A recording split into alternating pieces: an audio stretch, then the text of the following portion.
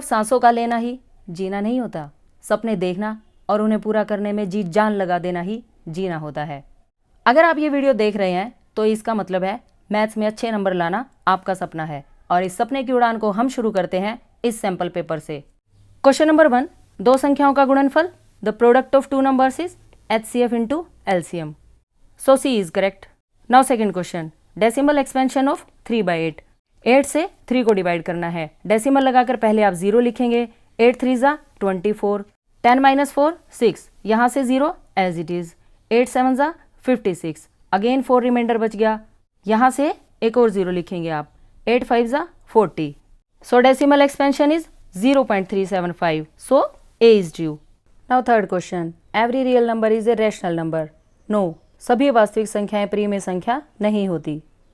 Now fourth question, what is the HCF of 8 9 and 25, highest common factor हम ढूंढेंगे long division method से।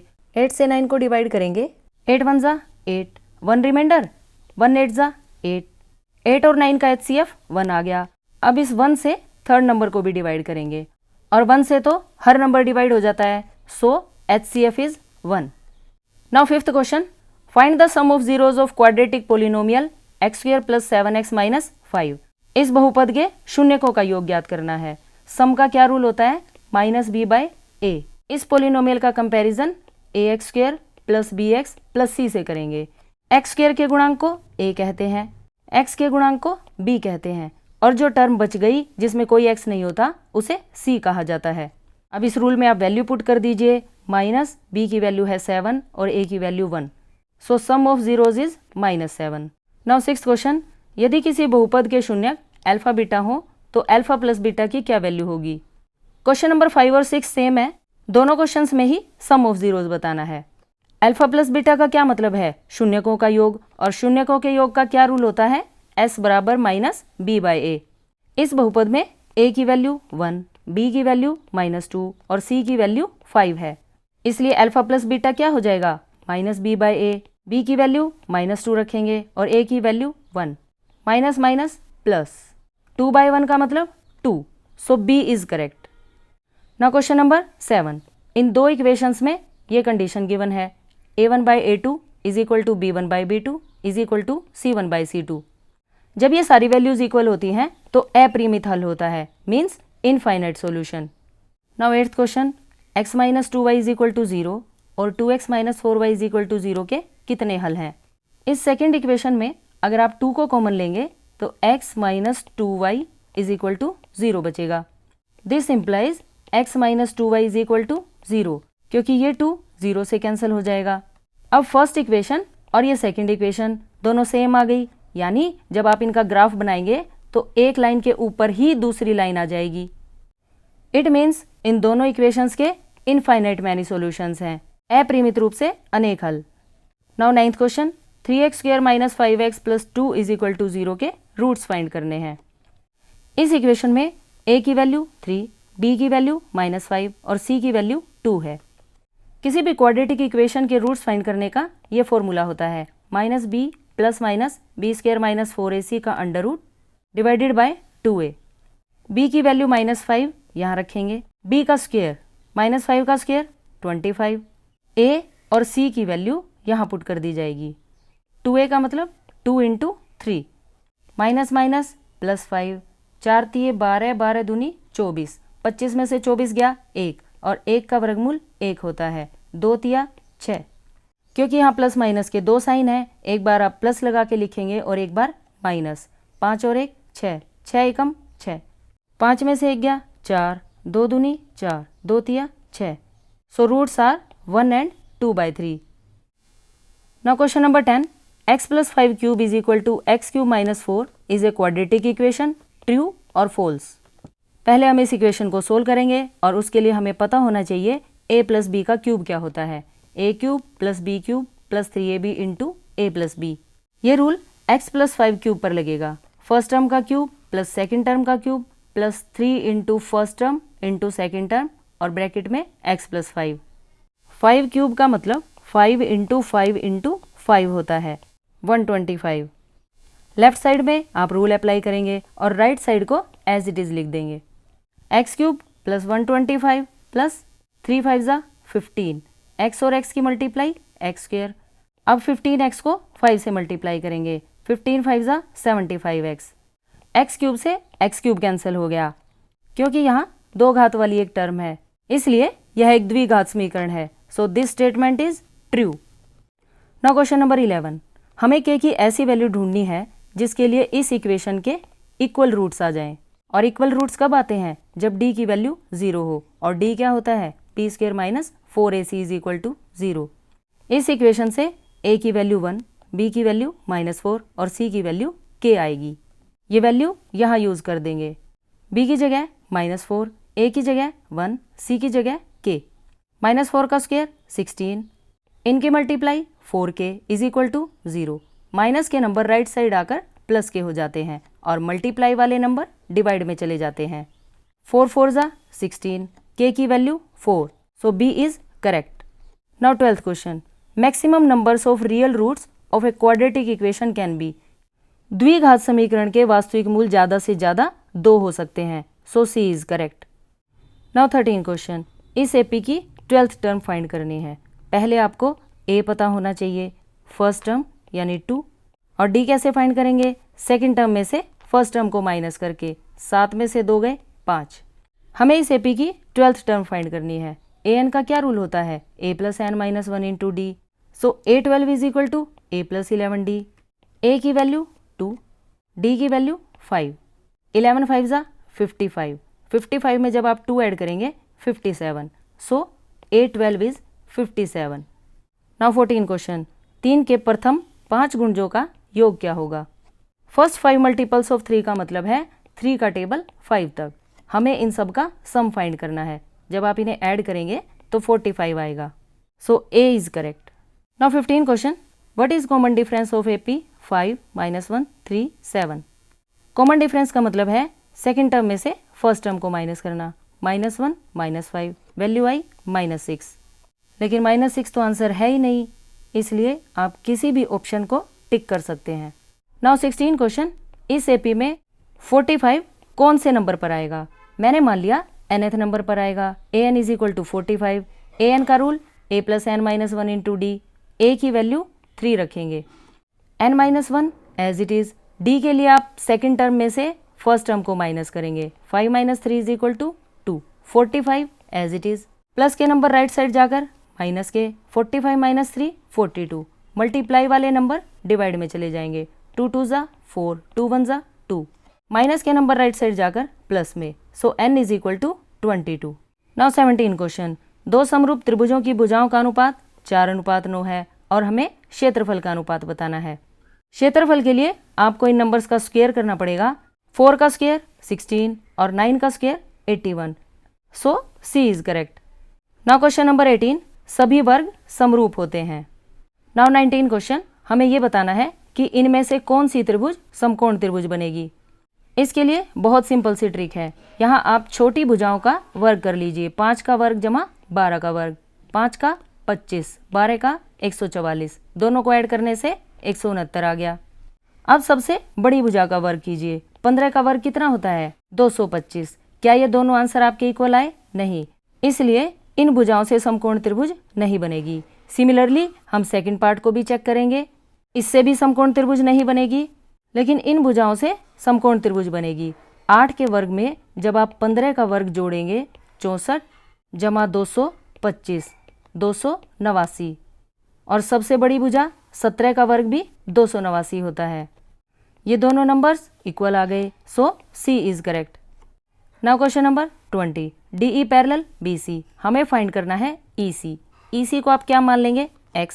जो side आपको find करनी है आप उसे न्यूमरेटर में लिखेंगे और 2 को डिनोमिनेटर में, इज इक्वल टू 3/1.5। साइड्स की इन रेशो को इक्वल रखने से x की वैल्यू आ जाएगी। डिवाइड वाले नंबर मल्टीप्लाई में चेंज हो जाएंगे और 1.5 में जब आप डेसिमल हटाएंगे 10 आएगा, और जब भी डिवाइड के नीचे डिवाइड होता है तो रेसिप्रोकल हो जाता है, इसलिए 10 यहाँ आ जाएगा। 3 5 ज़ा 15, 5 2 ज़ा 10 और 2 2 ज़ा 4, x की वैल्यू 4 आ गई, so C is correct. Now 21 question, right distance formula. ये डिस्टेंस फॉर्मूला होता है x2 - x1 का square plus y2 minus y1 का स्क्वायर, इनका सम और under root. Okay, now question number 22, इन दो पॉइंट्स को मिलाने वाले रेखाखंड के मध्य बिंदु के निर्देशांक बताने हैं। मध्य बिंदु कैसे ढूंढते हैं? पहले नंबर में पहला नंबर जोड़िए और 2 से भाग कीजिए, दूसरे नंबर में दूसरा नंबर जोड़कर 2 से भाग कर दीजिए। 5 से 5 घट गया और 7 से 7, 0/2 का answer 0, so B is correct. Now 23rd question, find the distance of point this from origin. Origin के कोऑर्डिनेट 0 0 होते हैं। आपको इन दो पॉइंट्स के बीच का डिस्टेंस फाइंड करना है। डिस्टेंस फॉर्मूले में हम क्या कहते हैं? फर्स्ट नंबर में से फर्स्ट नंबर को माइनस करेंगे, लेकिन यहाँ तो 0 लिखा है, इसलिए इस क्वेश्चन को आप डायरेक्ट करेंगे 2 का स्क्वायर प्लस -3 का स्क्वायर, इन दोनों नंबर्स का सम और उसका अंडर रूट। 0 लिखने की कोई ज़रूरत नहीं है। 2 का स्क्वायर 4, -3 का square 9, 9 + 4 13, so answer is under root 13। Now 24th question, यदि रेखाखंड का मध्य बिंदु 3 4 है जिसका एक सिरा 7 - 2 है, हमें दूसरा सिरा ढूंढना है। यहाँ मध्य बिंदु का फॉर्मूला लगेगा। पहले नंबर में पहला नंबर ऐड करेंगे, 7 + x/2 किसके इक्वल होना चाहिए? 3 के। सिमिलरली -2 + y/2 इक्वल होना चाहिए 4 के। 2 डिवाइड में है, राइट साइड जाकर मल्टीप्लाई में, 2 3 ज़ा 6, प्लस का 7 राइट साइड जाकर माइनस का हो जाएगा और x की वैल्यू -1। सिमिलरली आप y को फाइंड करेंगे, डिवाइड वाला 2 मल्टीप्लाई में चला जाएगा, -2 + y = 8, माइनस का 2 राइट साइड जाकर प्लस का, 8 + 2 10, इसलिए अदर एंड पॉइंट के कोऑर्डिनेट आ जाएंगे -1 10। क्वेश्चन नंबर 25, थीटा का मान बढ़ने से साइन थीटा का मान बढ़ता है, this is true. Question number 26, sine square 85 degree plus cos square 85 degree की वैल्यू बतानी है। यहाँ हम इस आइडेंटिटी का यूज करेंगे, sine square theta plus cos square theta 1, so A is correct. Now question number 27, if secant theta is equal to 13/12 then find the value of cot theta. Sine cos tan को याद रखने के लिए ये एक table है। पंडित बद्री प्रसाद हर हर बोले। P/H sign होता है, B/H कोस, P/B टैन। कोटेंजेंट रिवर्स होता है, B/P। सीकेंट H/B और कोसीकेंट H/P होता है। हमें सीकेंट थीटा की वैल्यू गिवन है, सीकेंट थीटा H/B होता है, यानी H की वैल्यू 13 है और B की वैल्यू 12। पाइथागोरस थ्योरम से P की वैल्यू फाइंड करेंगे। बड़ी साइड के स्क्वायर में से अगर आप एक छोटी साइड का स्क्वायर माइनस करके अंडर रूट लगा देंगे तो आपके पास थर्ड साइड आ जाएगी। 13 का स्क्वायर 169, 12 का स्क्वायर 144, सब्ट्रैक्ट किया 25, 25 का अंडर रूट 5, सो P = 5। अब आपको कोट थीटा की वैल्यू फाइंड करनी है। यहाँ से कोट थीटा की क्या वैल्यू है? B/P। B की वैल्यू 12, P की value 5, so answer is 12/5। Now question number 28, एक वृत्त की कितनी स्पर्श रेखाएं होती हैं? एक वृत्त की इनफाइनाइट टेंजेंट्स होती हैं, यानी अपरिमित रूप से अनेक। नाउ क्वेश्चन नंबर 29, वृत्त तथा उसकी स्पर्श रेखा के उभयनिष्ठ बिंदु को स्पर्श बिंदु कहते हैं, यानी point of contact. Now question number 30, स्पर्श रेखा की लंबाई 8 सेंटीमीटर, त्रिज्या 6 सेंटीमीटर गिवन है। हमें केंद्र से बिंदु की दूरी ज्ञात करनी है। यह है स्पर्श रेखा की लंबाई और यह है वृत्त की त्रिज्या। स्पर्श बिंदु पर 90 डिग्री का एंगल होता है और 90 के सामने वाली साइड सबसे बड़ी साइड होती है। सबसे बड़ी साइड फाइंड करने के लिए दोनों छोटी साइड का स्क्वायर करेंगे, उनका सम करके अंडर रूट कर देंगे। 6 का स्क्वायर 36, 8 का स्क्वायर 64। जब आप ये दोनों नंबर्स ऐड करेंगे 100 आएगा और 100 का अंडर रूट 10 होता है, सो C is correct. Question number 31, वृत्त की परिधि और त्रिज्या का अनुपात बताना है। परिधि का क्या फॉर्मूला होता है? 2πr और त्रिज्या को हम r से दिखाते हैं। रेशो फाइंड करने के लिए हम इन दोनों को डिवाइड कर देंगे, r से r कैंसिल हो जाएगा, रेशो आएगी 2π/1, सो ए इज करेक्ट। लेकिन इंग्लिश मीडियम की स्टेटमेंट में सरकमफ्रेंस और डायमीटर का रेशो पूछा गया है। सरकमफ्रेंस को परिधि कहते हैं 2πr डिवाइडेड बाय डायमीटर को क्या लिखा जा सकता है? रेडियस का डबल, यानी 2r। 2 से 2 कैंसिल हो जाएगा, r से r कैंसिल हो जाएगा, सो रेशो इज π/1। इस केस में B is correct. Now question number 32, हमें त्रिज्याखंड का क्षेत्रफल ढूंढना है। एंगल की वैल्यू 60 डिग्री और आर की वैल्यू 7 सेंटीमीटर गिवन है। एरिया ऑफ सेक्टर का क्या रूल होता है, पाई आर स्क्वायर थीटा बटे 360, पाई की जगह 22/7, आर की वैल्यू 7, इसे हम 2 बार लिखेंगे और थीटा की जगह 60 डिवाइडेड बाय 360, 66 जा 360, 7 से 7 कैंसिल हो गया, 2 3 जा 6, 2 11 22, 11 और 7 की multiply 77 divided by 3, 77/3 square centimetre. So D is correct. इस क्वेश्चन में एक बात ध्यान से देखिए, अगर ये 6 इस 3 की जगह होता तब ये ऑप्शन 154/6 बन जाता और ये करेक्ट होता। क्यों? क्योंकि अगर आप इसे 2 से कैंसिल करेंगे तब 77/3 ही आएगा। ओके, नाउ क्वेश्चन नंबर 33, शंकु का वक्र पृष्ठीय क्षेत्रफल पाई आर एल होता है। सो A is correct. Question number 34, गोले का आयतन 4/3 पाई आर क्यूब होता है। नाउ क्वेश्चन नंबर 35, घन का आयतन 1728 घन सेंटीमीटर है। हमें घन की भुजा बतानी है। घन के आयतन का रूल होता है ए क्यूब और स्टेटमेंट में हमारे पास आयतन है 1728। जब आप इन दोनों को इक्वल रखेंगे यहाँ से ए की वैल्यू आ जाएगी। घन दूसरी साइड जाकर घनमूल हो जाता है। 1728 के आपको फैक्टर करने पड़ेंगे और उन फैक्टर्स में जो नंबर 3 बार होगा उसे आप 1 बार लिखेंगे। यहाँ से 2 लिखेंगे, यहाँ से भी 2 और यहाँ से 3। इन तीनों नंबर्स की मल्टीप्लाई जब आप करेंगे 2 दूनी 4, 4 तिये 12, इसलिए भुजा 12 centimetre. Hence A is correct. Now question number 36, इस डाटा का माध्यक बताना है यानी मीडियन। और माध्यक फाइंड करने के लिए पहले डाटा को बढ़ते क्रम में लिखा जाता है। अब आप इन्हें काउंट कीजिए, ये काउंटिंग में 7 है। इन 7 नंबर्स के बीच में जो नंबर है उसे माध्यक कहते हैं। माध्यक के दोनों साइड इक्वल नंबर्स होने चाहिए। अगर इन आंकड़ों की संख्या 8 होती तब बीच में 2 नंबर होते और दोनों साइड इक्वल नंबर होते।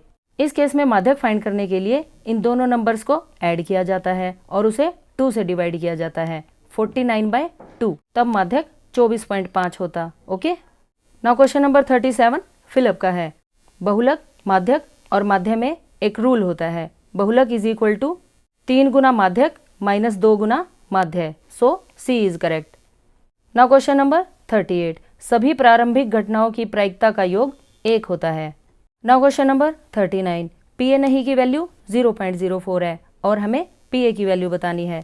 पी ए की वैल्यू फाइंड करने के लिए आप 1 में से पी ए नहीं की वैल्यू माइनस कर देंगे। सो 1 माइनस 0.04। नाउ 1 में से 0.04 माइनस करने के लिए आपको 1 के बाद डेसिमल लगाकर 0 लगानी पड़ेगी। 10 - 4 6, यहाँ 9 बचा और यहाँ 0। So C is correct. Now question number 40, पासे को एक बार फेंकने पर संख्या 7 आने की क्या प्रायिकता होगी? क्या पासे में 7 होता है? नहीं, इसलिए प्रायिकता 0। So B is correct. इसी के साथ सैम्पल पेपर 2 के 40 क्वेश्चंस कंप्लीट हुए।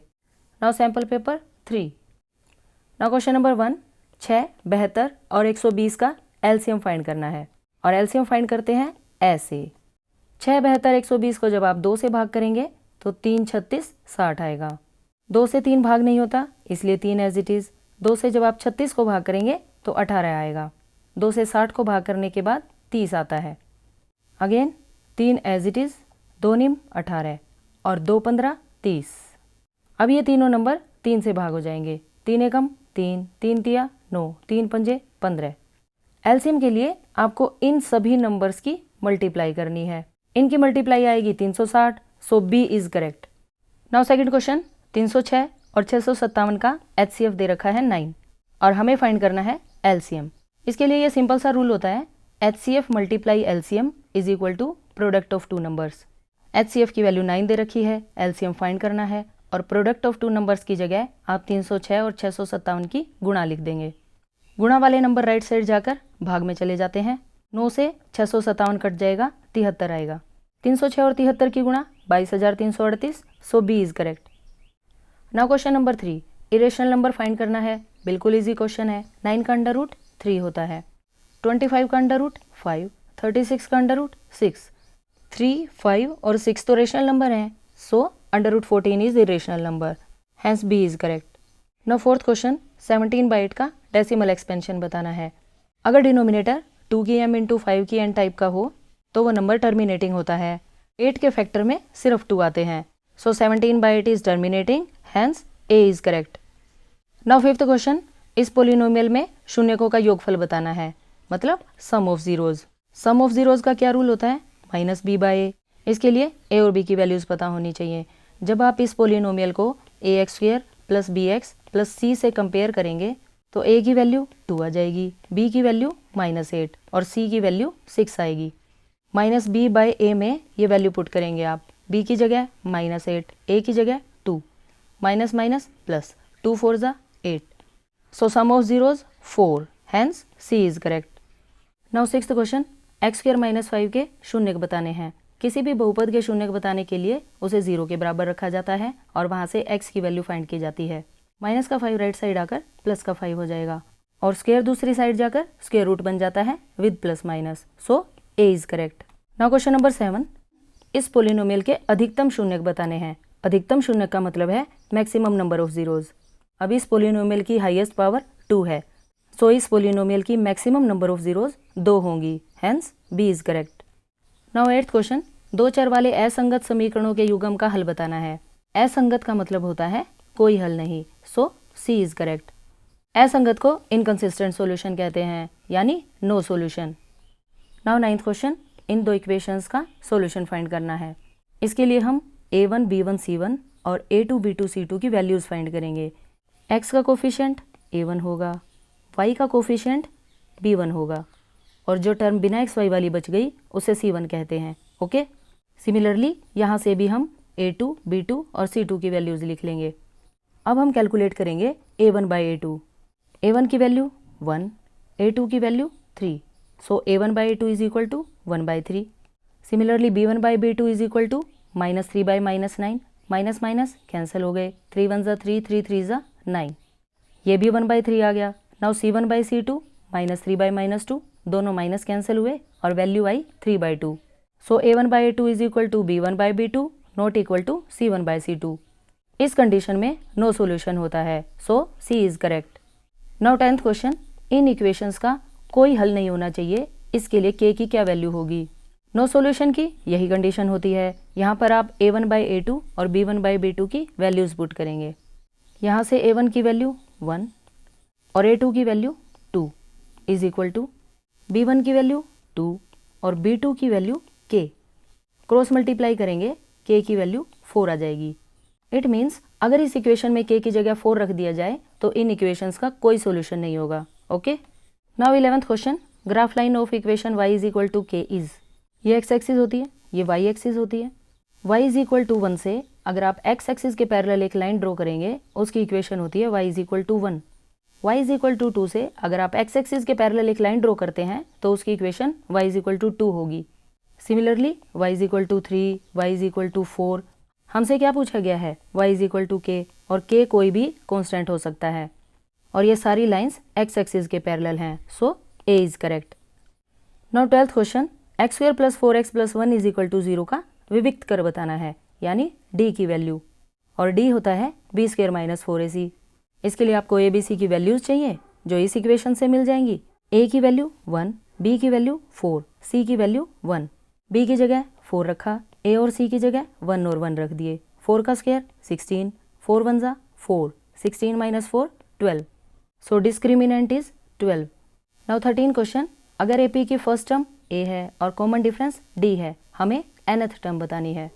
nth टर्म का क्या रूल होता है, a + n - 1 into d। Now 14 question, find number of terms in given AP। हमें फाइंड करना है इस AP में कितनी टर्म्स हैं। इस AP में a की वैल्यू 7, d की वैल्यू 13 - 7 इज इक्वल टू 6। हमने मान लिया कि 205 nth नंबर की टर्म है। an का rule a + n - 1 into d। a की वैल्यू 7, d की वैल्यू 6। प्लस के नंबर राइट साइड जाकर माइनस के हो जाएंगे। 205 में से 7 को सब्ट्रैक्ट करेंगे 198। मल्टीप्लाई वाले नंबर डिवाइड में चले जाते हैं। 6 से 198 को कैंसिल करेंगे 33 आएगा। माइनस का नंबर राइट साइड जाकर प्लस का, 33 + 1 34, so n is equal to 34, hence d is correct. Now 15 question, इस AP का कॉमन डिफरेंस फाइंड करना है, यानी d की वैल्यू, और d क्या होता है, a2 - a1। a2 की वैल्यू -1 है और A1 की वैल्यू -5, डबल माइनस प्लस हो जाएगा, -1 + 5 4, सो C is correct.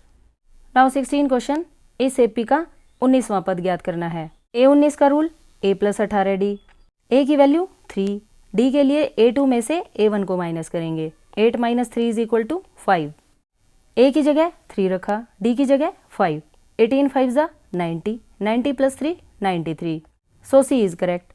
Now question number 17, दो ट्रायंगल्स की साइड्स का रेशो इक्वल दे रखा है। हमें ये बताना है कि ट्रायंगल ABC कौन सी ट्रायंगल के सिमिलर होगी। फर्स्ट ट्रायंगल का नाम ABC लिखेंगे।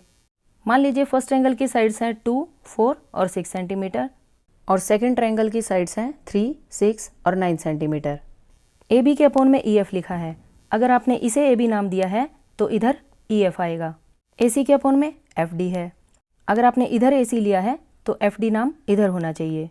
BC के अपोन में ED है। अगर यहाँ BC है तो ED को यहाँ होना चाहिए। Now according to question AB by EF यानी 2/3 यहाँ लिख दिया। नेक्स्ट AC by FD यानी 6/9 यहाँ लिखेंगे और लास्ट में BC by ED यानी 4/6 यहाँ लिख दिया।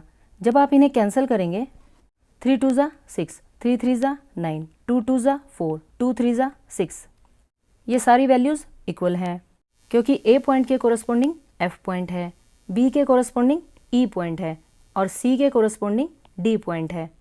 इसलिए हमने A की जगह F, B की जगह E और C की जगह D लिख दिया। So triangle ABC is similar to triangle FED। Okay. Now question number 18, क्षेत्रफलों का अनुपात 64:121 दे रखा है और हमें भुजाओं का अनुपात बताना है। भुजाओं का अनुपात फाइंड करने के लिए आपको इन दोनों नंबर्स का वर्गमूल करना पड़ेगा। 64 का वर्गमूल 8 और 121 का वर्गमूल 11, सो A is correct. Now question number 19, यदि एक त्रिभुज में किसी एक भुजा का वर्ग अन्य दो भुजाओं के वर्गों के योग के बराबर है तो पहली भुजा का सम्मुख कोण क्या होगा। ये स्टेटमेंट पाइथागोरस थ्योरम की है और पाइथागोरस थ्योरम समकोण त्रिभुज में लगती है। समकोण त्रिभुज में सबसे बड़ी भुजा का वर्ग अन्य दो भुजाओं के वर्गों के योग के बराबर होता है। 90 डिग्री के सामने वाली भुजा सबसे बड़ी भुजा होती है और h का वर्ग = b का वर्ग प्लस p का वर्ग। हमसे पूछा गया है पहली भुजा के सम्मुख कोण। पहली भुजा के सम्मुख कोण 90 डिग्री होता है, इसलिए आप यहाँ 90 डिग्री लिखेंगे। नाउ क्वेश्चन नंबर 20, कुछ ट्रायंगल्स की साइड्स गिवन है। हमें ये बताना है कि इनमें से कौन सी समकोण त्रिभुज है। इन सभी त्रिभुजों में हम यही प्रॉपर्टी चेक करेंगे। इट मीन्स आप दो छोटी भुजाओं के वर्ग को ऐड करेंगे और चेक करेंगे कि क्या वो तीसरी बड़ी भुजा के वर्ग के इक्वल है या नहीं। फर्स्ट पार्ट में देखिए, दो छोटी भुजाएं हैं 3 और 6। आप इनका वर्ग कीजिए, इन्हें जोड़िए। 3 तिया 9, 6 छिक 36, 36 में आप 9 जोड़ेंगे तो 45 आएगा। सबसे बड़ी भुजा 8 सेंटीमीटर बच गई। 8 का वर्ग कितना होता है 64। लेकिन ये नंबर्स तो इक्वल नहीं आए, सो इन भुजाओं से समकोण त्रिभुज नहीं बनेगी, इसलिए फर्स्ट पार्ट रोंग हो गया। सिमिलरली अब हम सेकंड पार्ट चेक करेंगे। इसके अंदर छोटी भुजाएं कौन सी हैं 5 और 12। अब हम इन दोनों भुजाओं का वर्ग करके जोड़ देंगे। 5 का वर्ग 25, 12 का वर्ग 144। जब आप इन्हें ऐड करेंगे तो 169 आएगा। यहाँ सबसे बड़ी भुजा 13 सेंटीमीटर है और 13 का वर्ग 169 होता है और ये दोनों वैल्यूज़ इक्वल आ गई, इसलिए ये भुजाएं समकोण त्रिभुज बनाएंगी। Hence B is correct. Now question number 21, equilateral triangle ABC की साइड 2A गिवन है और हमें एल्टीट्यूड की वैल्यू फाइंड करनी है। एल्टीट्यूड का मतलब होता है शीर्ष लंब और इक्विलेटरल ट्रायंगल का मतलब होता है समबाहु त्रिभुज, यानी जिस त्रिभुज की तीनों भुजाएं समान हो। शीर्ष लंब सामने वाली भुजा को 2 इक्वल पार्ट्स में डिवाइड करता है, यानी BD = DC। अब इस ट्रायंगल में मुझे AD की वैल्यू फाइंड करनी है। यहाँ हम पाइथागोरस थ्योरम का यूज करेंगे। 90 डिग्री के सामने वाली भुजा सबसे बड़ी भुजा होती है और छोटी साइड फाइंड करने के लिए सबसे बड़ी भुजा के वर्ग में से गिवन साइड के वर्ग को माइनस कर देंगे। 2A का square 4A square, 4A square में से जब आप A के स्क्वायर को माइनस करेंगे तो 3A स्क्वायर आ जाएगा। सो AD square = 3A square. Square right side जाकर अंडर रूट में चेंज हो जाता है और ये अंडर रूट दोनों टर्म्स के ऊपर लगेगा। √3 एज इट इज और ये स्क्वायर इस अंडर रूट को कैंसिल कर देगा, इसलिए AD की क्या वैल्यू आ गई √3A। Hence D is correct. Now question number 22, वृत्त के बाहर किसी बिंदु से वृत्त की कितनी स्पर्शरेखाएं खींची जा सकती हैं। ये एक वृत्त है और इसके बाहर ये कोई पॉइंट P है और बाह्य बिंदु से सिर्फ 2 स्पर्श रेखाएं खींची जा सकती हैं। नाउ क्वेश्चन नंबर 23, वृत्त और उसकी स्पर्श रेखा के उभयनिष्ठ बिंदु को क्या कहते हैं? स्पर्श बिंदु यानी point of contact. Now question number 24, एक वृत्त की कितनी समांतर स्पर्श रेखाएं हो सकती हैं? एक वृत्त की सिर्फ 2 समांतर स्पर्श रेखाएं हो सकती हैं। Now question number 25, mid point formula पूछा गया है। मान लीजिए ए बी एक लाइन है और सी इसका मिड पॉइंट है। अगर ए पॉइंट के कोऑर्डिनेट x1 y1 और बी पॉइंट के कोऑर्डिनेट x2 y2 होंगे, देन सी पॉइंट के कोऑर्डिनेट मिड पॉइंट फॉर्मूले से लिखे जाएंगे। सी का फर्स्ट पॉइंट लिखने के लिए आप फर्स्ट नंबर में फर्स्ट नंबर ऐड करके उसे 2 से डिवाइड कर देंगे और सी के वाई कोऑर्डिनेट के लिए आप इन 2 नंबर्स को ऐड करके 2 से डिवाइड करेंगे। इसे ही मिड पॉइंट फॉर्मूला कहते हैं। Now 26th question, distance formula लिखना है। अगर ए और बी 2 गिवन पॉइंट्स हैं, देन उनके बीच का डिस्टेंस ए बी फाइंड करने के लिए आप पहले नंबर में से पहला नंबर घटा देंगे, दूसरे नंबर में से दूसरा नंबर घटा देंगे, यानी y2 माइनस y1। इन दोनों नंबर्स का आप स्क्वायर करेंगे, ऐड करेंगे और अंडर रूट कर देंगे। इसे डिस्टेंस फॉर्मूला कहते हैं। ओके। नाउ क्वेश्चन नंबर 27, इन 2 पॉइंट्स का मिड पॉइंट बताना है। यहाँ पर मिड पॉइंट फॉर्मूला यूज करेंगे। According to mid point rule, first number plus first number divided by 2, second number plus second number -3 -5 divided by 2। 8 में से 4 गए, 4, 2 एज इट इज, -3 -5 की वैल्यू -8, 2 एज इट इज, 2 2 ज़ा 4, 2 4 ज़ा 8, इसलिए मध्य बिंदु आ गया 2 - 4, hence D is correct. Now 28th question, Hindi medium की स्टेटमेंट क्लियर नहीं है। ये वाली स्टेटमेंट देखिए, इन 2 पॉइंट्स के बीच का डिस्टेंस फाइंड करना है। अगर एक पॉइंट की वैल्यू 0 0 है तो डिस्टेंस फॉर्मूला बिल्कुल ईजी हो जाएगा। डिस्टेंस फॉर्मूले में हम फर्स्ट नंबर में से फर्स्ट नंबर को माइनस करते हैं, लेकिन दूसरा नंबर तो है ही नहीं, इसलिए x as it is, similarly y भी एज इट इज। उसके बाद डिस्टेंस फॉर्मूले में स्क्वायर किया जाता है, सम किया जाता है और अंडर रूट किया जाता है, hence a is correct. Now question number 29, value of sin 90 minus cos 90। sin 90 की वैल्यू होती है 1 और cos 90 की वैल्यू 0 और 1 - 0 is equal to 1, hence b is correct. Now question number 30, tan a की वैल्यू 5/12 है और हमें cos a की वैल्यू फाइंड करनी है। tan का क्या रूल होता है? p/b। अगर tan a 5/12 के इक्वल है, इट मीन्स 5 वैल्यू है p की और 12 वैल्यू है b की, इसलिए हम 5 और 12 को यहाँ लिख देंगे। 90 के सामने वाली साइड सबसे बड़ी साइड होती है और सबसे बड़ी साइड फाइंड करने के लिए आपको दोनों छोटी साइड्स के स्क्वायर के सम का अंडर रूट करना पड़ेगा। 5 का स्क्वायर 25, 12 का स्क्वायर 144। जब आप इन्हें ऐड करेंगे 169 और 169 का अंडर रूट 13 होता है। इट मीन्स ये साइड 13 आ गई। क्योंकि हमें cos a की वैल्यू फाइंड करनी है और cos क्या होता है? b/h। b की वैल्यू 12 और h की value 13, so answer is 12/13, hence d is correct. Now question number 31, tan 60 upon cot 30 की वैल्यू फाइंड करनी है। tan 60 अंडर रूट 3 होता है, cot 30 भी अंडर रूट 3 होता है, दोनों वैल्यू कट जाएंगी और आंसर 1 आएगा, ना कि 0, हैंस b इज करेक्ट। वृत्त की परिधि 44 सेंटीमीटर दे रखी है और हमें त्रिज्या फाइंड करनी है। परिधि का रूल 2πr होता है, इसलिए 2πr इज इक्वल टू 44।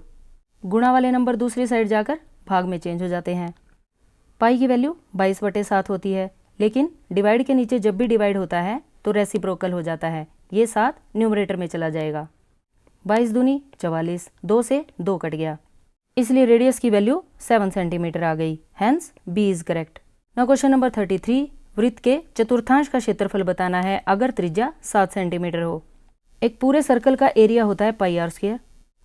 अगर आप इसके चौथे हिस्से का क्षेत्रफल ढूंढेंगे तो फॉर्मूला बन जाएगा 1/4 πr²। 1/4 एज इट इज, पाई की वैल्यू 22/7 और त्रिज्या दे रखी है हमें 7 सेंटीमीटर, इसलिए 7 को आप 2 बार लिखेंगे। 7 से 7 कट गया, 2 दूनी 4, 2 11 22, 11 और 7 की गुणा 77/2। जब आप इसे डेसिमल में कन्वर्ट करेंगे तो 38.5 आएगा, इसलिए area is 38.5 square centimetre, hence B is correct.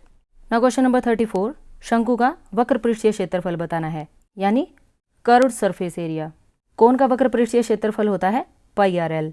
Now question number 35, हमें बेलन का आयतन फाइंड करना है अगर त्रिज्या 2 और ऊंचाई 7 सेंटीमीटर हो। वॉल्यूम ऑफ सिलेंडर का रूल होता है पाई आर स्क्वायर एच। पाई की वैल्यू 22/7, रेडियस को 2 बार लिखेंगे और एच की वैल्यू 7। 7 से 7 कैंसिल हो गया, इन तीनों नंबर्स की multiply 88, so area is 88 square centimetre, hence B is correct. Now question number 36, निश्चित घटना की प्रायिकता 1 होती है। नाउ क्वेश्चन नंबर 37, पासे को एक बार फेंकने पर 4 से बड़ी संख्या प्राप्त होने की क्या प्रायिकता होगी। जब आप एक पासे को फेंकते हैं तो 1 से लेकर 6 तक कोई भी नंबर आ सकता है, इसलिए डिनोमिनेटर में 6 आएगा और हमें प्रायिकता बतानी है 4 से बड़ी संख्या की। और 4 से बड़ी संख्याएं कौन सी होती हैं, 5 और 6, और ये कितनी वैल्यूज़ हैं, 2, सो आंसर इज 2/6। जब आप इसे कैंसिल करेंगे 1/3, hence B is correct. Now question number 38, probability of E given है 0.7 और हमें बताना है P not E. P not E को ऐसे लिखा जाता है और इसकी वैल्यू फाइंड करने के लिए 1 में से पी ई को माइनस किया जाता है। पी ई की वैल्यू है 0.7 और जब आप 1 में से 0.7 को माइनस करेंगे तो आंसर आएगा 0.3, hence C is correct. Now question number 39, probability of black king find करनी है। टोटल कार्ड्स 52 होते हैं और ब्लैक कार्ड्स 26 होते हैं। इन 26 कार्ड्स में 2 किंग होते हैं, सो रिक्वायर्ड प्रोबेबिलिटी 2/52। जब आप इसे कैंसिल करेंगे 1/26 आएगा, hence A is correct. Now question number 40, निम्न में से कौन सी संख्या किसी घटना की प्रायिकता नहीं है। हम जानते हैं कि प्रोबेबिलिटी कभी माइनस की नहीं होती और इसने नहीं का आंसर पूछा है, सो सी इज करेक्ट आंसर। और इसी के साथ आपने 80 क्वेश्चंस कंप्लीट कर लिए हैं। अगर आप इन क्वेश्चंस की बहुत अच्छे से प्रैक्टिस करेंगे तो निश्चित ही आपके पेपर में बहुत अच्छे नंबर आएंगे, इसलिए आप प्रैक्टिस करते रहिए और कभी भी हार मत मानिए। Thanks for watching, have a good day, take care, bye bye.